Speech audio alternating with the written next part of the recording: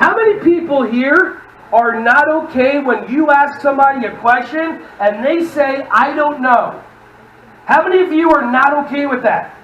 Your minds are going right now. You don't have to raise your hand. How many of you believe that when you have a question, someone's supposed to have an answer for you? My favorite thing to say, one of them is, I don't know. My other favorite thing to say is, that sounds like a you problem.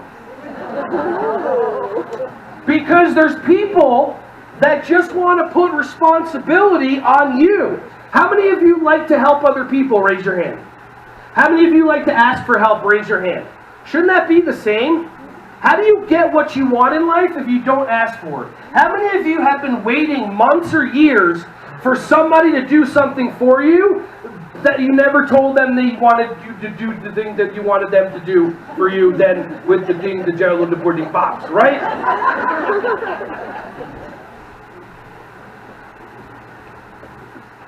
Repeat after me.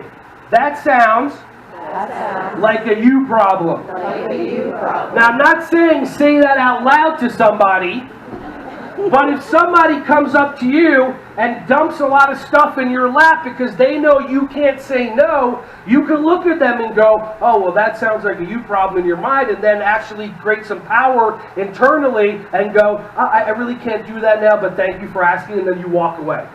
By the way, you can't have an argument if you walk away.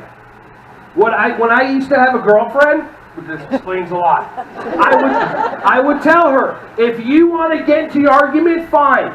I'm going to leave the room. When you're done, let me know, and then we can talk. Hashtag single. Hey everyone, thank you so much for watching my videos. Ron Schwally here. Just wanted to say I appreciate you.